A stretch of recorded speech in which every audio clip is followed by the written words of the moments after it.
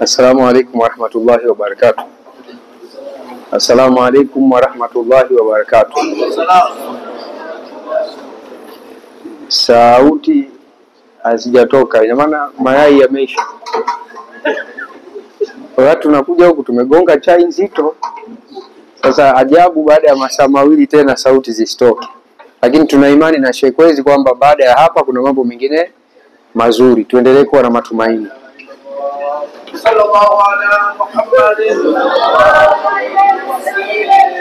Ndugu zangu, awali ya yote tunamshukuru Mwenyezi Mungu ambaye ametuwezesha kuhudhuria kwenye mkutano mkuu huu wa Shiwamat katika mkoa wa Simiyu. Leo ni tarehe ngapi? Leo ni tarehe 2 mwezi wa kwanza 1447. Tarehe 2 mwezi wa kwanza 1447 Hijiria.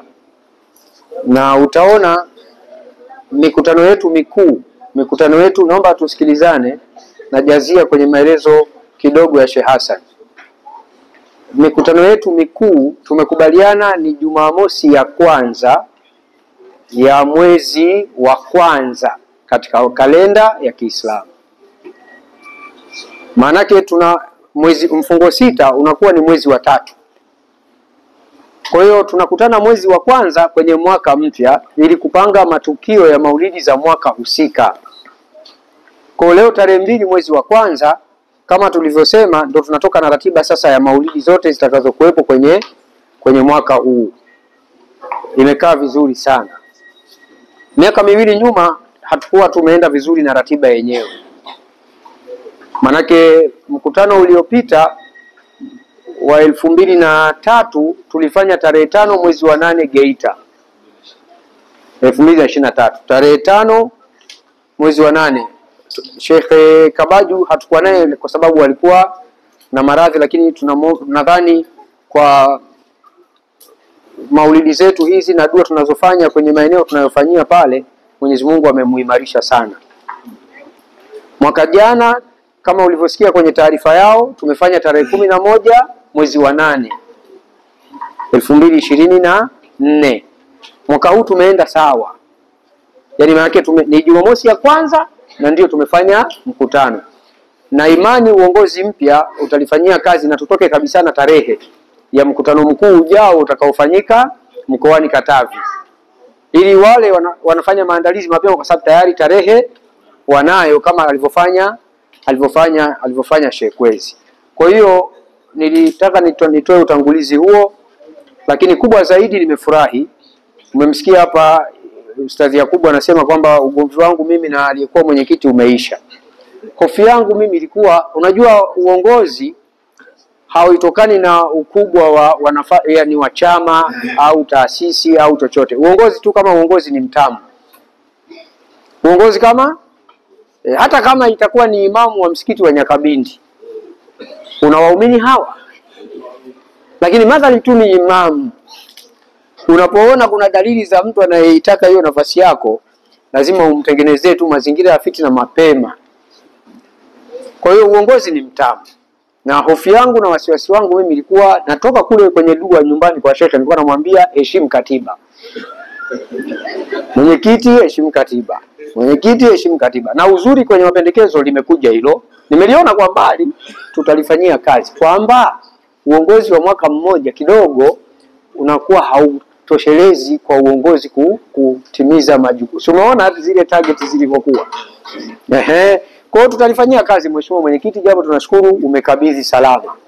Na Mwenyezi Mungu aendelee kukupa afya na utoe ushirikiano kwa uongozi, lakini maoni mlioyatoa tutayazingatia. Na ni kweli, kwa sababu ukiangalia mwaka jana tumetoa viwanja viwili. Mpaka sasa tunaona mchakato ule haujakamilika. Ina maana kama lingekuwa ni swala la miaka 3, leo tungekuwa tunakabidhi mpaka hati. Kwamba sasa tumemaliza. Kwa hiyo tunayazingatia Mheshimiwa Mwenyekiti, tuliyemaliza muda wako. Ndugu zangu, kabla hatujaukabidhi uongozi mpya rasmi, utaratibu wetu sisi tulianza na swala ya Mtume sallallahu alaihi wasallama. swala ya mtume inaenda na kiamu. Kwa hiyo nikuombeni panapo majaliwa, kabla hatujamkabidhi rasmi nafasi yake Sheikh Isa Kwezi ya kuwa mwenyekiti wa Shiwamat kanda ya Ziwa na Magharibi kwa mwaka 1447 1448, tusome kiamu. Na kwenye kiamu tunapenda kukumbushana kwamba tunaposimama, pamoja na kumtakia rehma na amani Mtume sallallahu alaihi wasallama, lakini pia na wewe usisahau kueleza haja na shida zako. Hapa tuna watu wa aina tofauti tofauti, na mikusanyiko hii ni mikusanyiko ya kheri. Sawa, swala ya Mtume ni mafatihu, wanasema ni miftahu samaa. Swala ya Mtume ni ufunguo wa mbingu. Sisi katika utaratibu wetu wa kitwarika wa dua huwa kuna zile mafatihu samawati. Yaani huwezi kwenda tu kwenye dua kurukutu. Ndio maana unaona hata kwenye alhamdu yenyewe, samahani, alhamdu inasema kwanza alhamdulillahi rabbil alamin, arrahmani rahim, maliki iyyaka na'budu. Kuna aya 4 zimetangulia, alafu ndio inakuja sasa aya ya maombi. Hizi aya 4 zimeanza kwanza na kumsifu Mwenyezi Mungu. Kwanza unamshukuru. Naomba dakika moja tu. Kwanza unamshukuru, sio alhamdulillahi rabbil alamina. Maana yake ni nini? Maana yake kabla ya kumuomba kitu unamshukuru kwa mengi ambayo tayari ameshakufanyia. Ndio njia ya kupata zaidi, la in shakartum. Kwa hiyo ndio maana tunaanza na alhamdulillahi rabbil alamin, na tunakusifu na kukushukuru wewe Mola wa walimwengu. Unamsifu. Alafu baada ya kumsifu unamtukuza. Yeye ndio mwingi wa rehema, mwenye kurehemu, neema kubwa kubwa na neema ndogo ndogo, sio? Halafu unasema sijui Kiswahili kina maneno machache sana. Yaani ile majada maana yake ni nini? Majada, yaani ni kumtukuza Mwenyezi Mungu kwamba yeye ndio mfalme wa siku ya malipo. Hata katika maisha yetu ya kawaida, kabla ya kumpiga mtu mzinga, unaanza kumueleza umuhimu wake. Unajua ndugu yangu, bila wewe mjini hapa mimi siwezi kukaa, tumetoka mbali. Umeona? Na yeye ndo anaanza kushtukia hizi sifa vipi mwishoni. Kwa hiyo utaratibu wa dua ya kawaida hata kwenye sala zetu umeona kwamba huwezi kuanza tu dua rabbana atina fid dunya hasana, utaanza alhamdulillahi rabbil alamin, alafu ndio wassalatu wassalam. Hizi ndio mafatihu samawati. Unamsifu kwanza Mwenyezi Mungu, alafu ndipo unakuja kumuomba, au sio? Lakini bahasha ya kutuma maombi yako ili yapokelewe, kwa sababu mezani kwa Mwenyezi Mungu ziko bahasha nyingi za maombi. Ni bahasha ipi inayopewa kipaumbele? Si kama naeleweka vizuri. Yaani saizi kuna wagonjwa hospitali, ya Allah, ya Allah, ya Allah wako kule. Kuna vibaka ambao na wenyewe wanamuomba Mwenyezi Mungu ujisahau, ili akupe maarifa ya kutunza vizuri ulichonacho siku nyingine. Maki ni mwizi tu pekee ndo anayekutakia mafanikio wewe, kwa sababu huna mafanikio na ibani. Zilivyo wana. Lakini wengine wote ni wanahitaji matatizo. Daktari anahitaji umwe, hakimu anataka uwe, wakili anataka uwe na kesi, ila mwizi tu ndo anakutakia, au sio? Sasa ili uwe na maarifa ya kukitunza ulichonacho, mwizi anamuomba Mwenyezi Mungu akusahaulishe kidogo, siwe makini, ili na yeye anaomba. Mchawi kabla ya kuanga anaomba. Tuko karibu na Gamboshi hapa, mtania razi, japo mimi niko vizuri.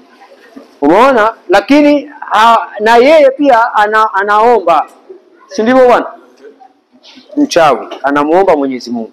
Maombi kwa Mwenyezi Mungu yako ya kila, ni bahasha ipi ambayo itafunguliwa rasmi? Ni bahasha yenye swala ya Mtume sallallahu alaihi wasallam. Unajua hata kwenye kuoa, ukiwa unahitaji kuoa kwa mwanaume unahitaji mshenga. Ili barua yako ipokelewe inategemeana pia na nani? Na mshenga, kwa sababu inawezekana mshenga akienda wanajiuliza, huyu ndo mshenga yuko hivi, huyo muoaji ana hali gani? Si ndivyo hivyo? Kwa anatafutwa mzee mwenye heshima zake au shekhe au nini, kwa sababu anajua bwana, wewe ukienda na barua yetu wataona haya wale kufanyaje, kuikataa. ndio barua zetu za maombi huwa tunazifungasha na mshenga wetu ni Mtume Muhammad sallallahu alaihi wasallam. Kwa hiyo ombeni wakati tunasimama. Ndio nilikuwa hapo nimetoa maelezo mengi kwa sababu mimi kusema ndio ofisi yangu. Nimetoa maelezo mengi lakini nukta yangu tukisimama wakati ile sawa, assalamu alayka ya Rasulullah, assalamu alayka ya Habiballah, na wewe unapitisha ya kwako, huenda kupitia hiki kitakachokuwa kimefanyika. Maana hapa tunajadili swala la mtume tu. Tumetoka tulikotoka huko ni kwa sababu ya kujadili hilo jambo la mtume kwa mwaka mzima linaendaje. Si kama unanielewa. Walikotoka wote walikotoka.